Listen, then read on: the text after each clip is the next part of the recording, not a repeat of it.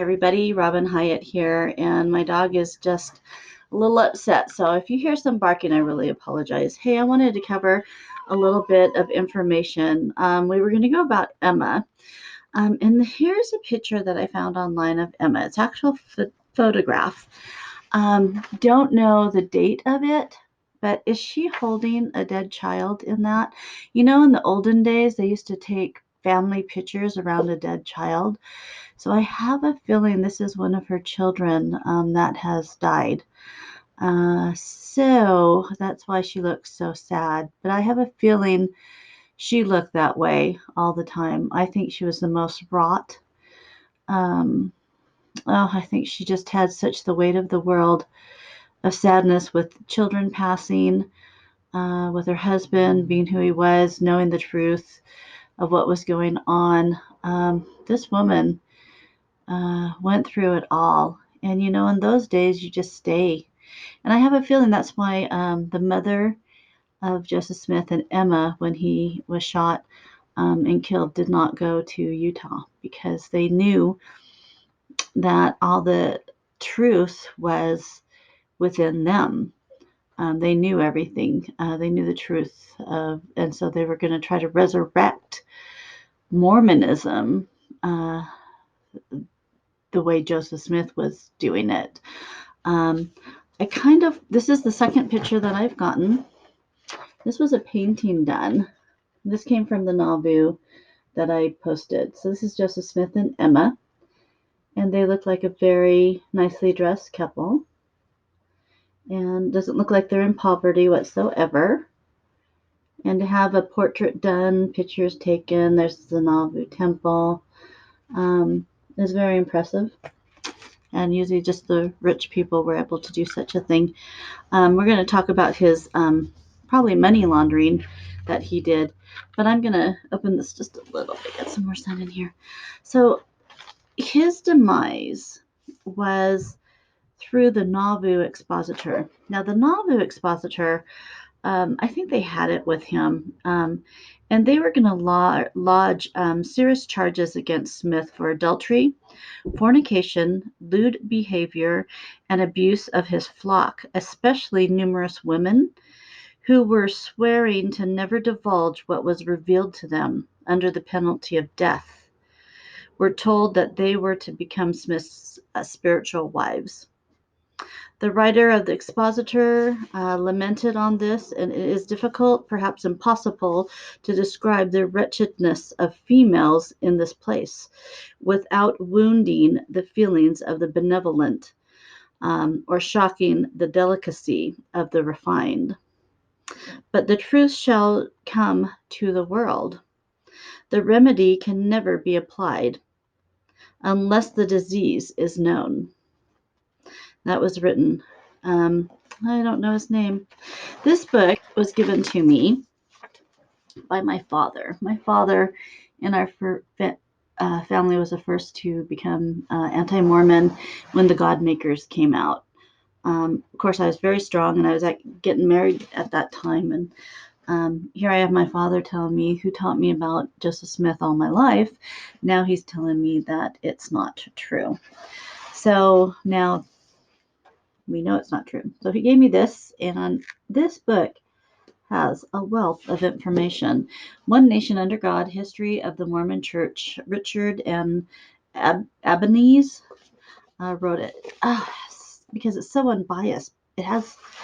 I admonish any Mormons that leaving the church to buy this and go through it. It is amazing, and it's all factual. They have everything accounted, documented, who said this. In the back, everything is documented, everything. So half the book is documentation. So that was from the Nauvoo Expositor. So this is what happened. This time, Smith refused to let the abuse go unanswered. He felt that was abusive, what they were going to print in the paper. Nor would he allow any more information to be disseminated to the hostile Gentiles already closing in around him. So he felt the pressure of the people. They were finding out his naughtiness and the things that he was doing. And he was feeling the pressure of it. And the church, again, was growing, and there seemed to be little he could do about it, about being exposed. Joseph saw only one option. He went before the city council declaring the expositor a civil nuisance and passed a resolution proving its destruction. So he tried to destroy this man's business because this man was going to out him. So blah, blah, blah, blah, blah, blah, blah. We're going to go through. And so then Smith didn't get anywhere with that. So it says the order, let's see. Okay, so Smith, ordered June 10th, 1844, between 7 p.m. to 10 p.m., approximately 200 to 300 members of the Nauvoo Legion, armed with muskets, swords, pistols, bowie knives, and sledgehammers, and all those things were used in the Mountain Meadow Massacre, by the way. They entered the office of the expositor, demolishing the press, destroying the type, and burned everything remaining of the issue that was for that publication to expose Smith. Let's see.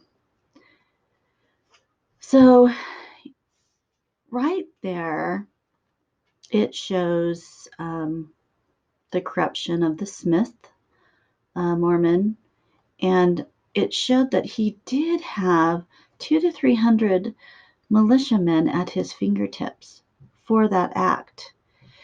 So there were men there when Smith needed them. So where were these men when Smith was in jail? Well, let me read this to you. So then Smith was found guilty of this act, and they were going to throw him in the Carthage jail. But Smith and his brother HYRUM decided to flee, so they took off into Iowa. Once there, however, they began to have misgivings about running from the law. Something else must have bothered him, because I don't think Smith, I don't think he would have given himself up. Something must have happened that it looked bad, that the prophet of God took off. First they had abandoned their flock, and I think that's maybe where he felt guilty, because he abandoned everybody, which produced in them a significant degree of guilt.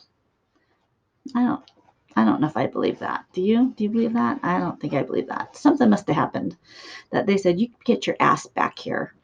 Second, their presence in Iowa did not ensure their safety, since that territory's governor had never agreed to ignore Missouri's extradition order for Smith on old charges of treason. So he had like a warrant out for his arrest, where what he ran to was Iowa. So they were going to arrest him too. So he had a no-win situation. It's like, do you take worse or do you take worse? So you might as well take worse with your people around you. So Smith's departure had left the Saints with virtually no leader, blah, blah, blah. I don't believe any of that. So he went back to Nauvoo. So Smith sent, get this, okay. So a messenger informed Smith that the Nauvoo legions had divided between those who wanted to defend the city and those who wanted to flee. So the Nauvoo legion was kind of having a hard time too. So back across the Mississippi, both he and HYRUM journeyed, continuing to Carthage, where he was placed in the town jail. Smith understood all too well the seriousness of the situation. He screwed up. You just don't piss people off like that. I mean, you're not the mafia. You don't piss people off like that. He didn't have the strength. The government was coming down on this man. On the morning of June 27th, he sent a letter to Emma. And it was very interesting in this letter. It says, "Dear Emma, I am very much resigned to my lot, knowing I am justified." So he believed everything he should have done. He had an ego like this big, and had done the best that could be done. "Give my love to the children and all my friends, Mr. Bauer, and all who inquire about me. May God bless you all. Amen." Amen. Not like, "I love you, honey. I think we're going to die tomorrow. So I love you so much. And thank you for standing by me." He still was talking about himself. He was so. Oh, soon after finishing this note, Joseph scribed another message addressed to Jonathan Durham, telling him to bring the Nauvoo Legion in order to break the jail and save him at all costs. So, Smith did send out a message to bring in the men, and get me out of here. Get me the hell out of here, because this is not looking good for me. The messenger galloped off with Smith's communication. Nauvoo was only 15 miles away, but Durham never came. No one really knows why. Perhaps he was secretly dissatisfied with Smith's leadership. Maybe he knew that to make any move with the Legion would result in a bloodbath in both Carthage and then in Nauvoo, as Illinois' militia retaliated. And that's true. I do believe that. So you're just going to let your prophet of God hang out to dry? Oh, so I don't know. There's a lot of. Do you see all the tribulation, all the turbulence happening here?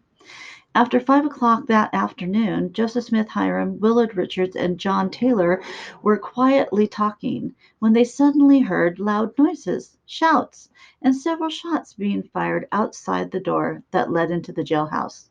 A lynch mob of about 250 men, with their faces blackened and concealed their identity, had descended on the prison and were forcing their way inside. So do you think that lynch mob would happen if the militia was there? Just a thought. Maybe, and they blackened their faces. So they didn't want anybody to know that they were going to take these guys out. They were going to shoot them up, because they were sick of the Mormons. They were sick of him. He was doing just things against nature. And so Smith and the others quickly threw themselves against the door. Both were forced to fall back as muskets ripped through the wooden panel. The door flew open and immediately several shots rang out. Blah, blah, blah, blah, blah, blah. There's just a shower of bullets. And actually, I've been to Carthage jail. My parents, when they first joined the church, we took we called it the Mormon Trail. Oh, it was 2 weeks of hell. But we did see, we started in New York, Palmyra. We saw the grove where Joseph Smith prayed and supposedly got his answer from God and Jesus.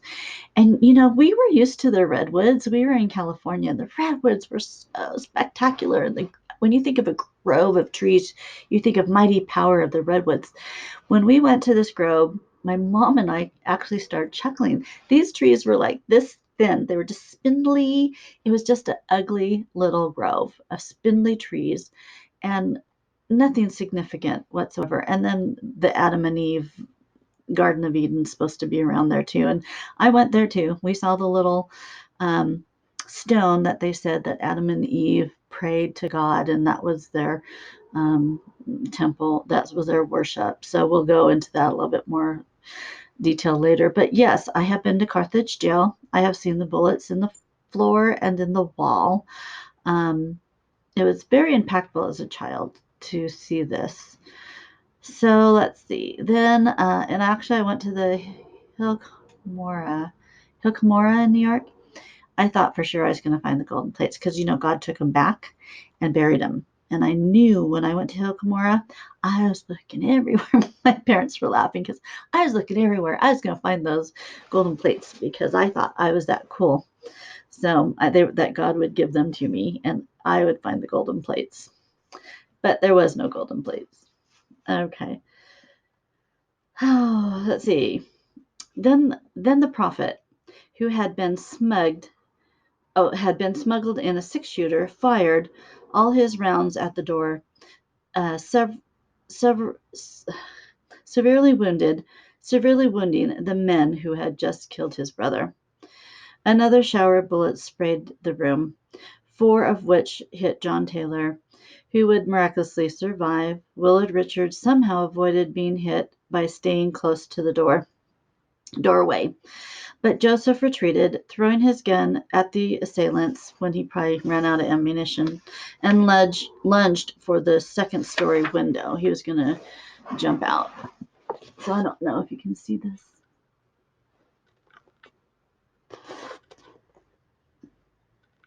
But little did he know there was men on the outside. And they were, I'm sure, shooting at him as he dove out.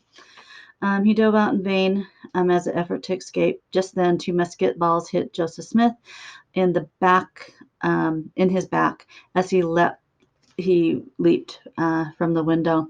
Another hit him from outside as the shots rang. He lurched forward, desperately yelling out first 4 words of the Masonic call of distress, "Oh Lord, my God." He didn't say anything Mormon. He went Masonic on him. And to let you know that he did not have his garments on, and I believe he very rarely wore his garments because it was hot there. And I did hear that there was some sort of pills and a bottle of wine that was brought in prior to this. So, you might as well drink it up if you're going to die. You're going to die. And then let's see, a few moments, he just swung there hopelessly from the sill as the mob watched. So he was getting shot from behind and he was getting shot from in front. And so he kind of just stood there. And then Levi Williams shouted, "Shoot him, shoot the damn rascal." But before anyone could fire, Smith dropped to the ground, still alive, but not for long. He twisted, okay, this is on account. He twisted as he fell, landing on his right shoulder and back, and then rolled over on his face. If you see the death mask of Joseph Smith, they may have him smiling, and it's really creepy. And you know that this man was getting shot up. And look he rolled over on his face, and he fell. So I don't know how they got that death mask to look like that, but it looks so like he's so at peace and so happy. And I'm going, this guy was just massacred. How do you get a death mask like that? Don't ask me. Is fabricated. I'm sure a lot of that death mask is fabricated, like the most everything in the Mormon Church. One of the militia, barefooted and bareheaded, grinning through his black paint, leaped forward and dragged him again to the well curb in the yard. Oh, so they drug him. These guys did not like this man. The prophet stirred a little and opened his eyes. So he was still alive when he hit the ground. He was not dead. There was no terror in them, but whether the calmness was from resignation or unconsciousness, one could not tell. Colonel Williams now ordered 4 men to fire at him. Sad. That's sad. But I mean, he was going to die anyway, but that's pretty sad. As the ball struck, he cringed a little and fell forward on his face. So twice on his face. You can't tell me that death mask has him smiling and like he's celestial. So then the prophet is dead.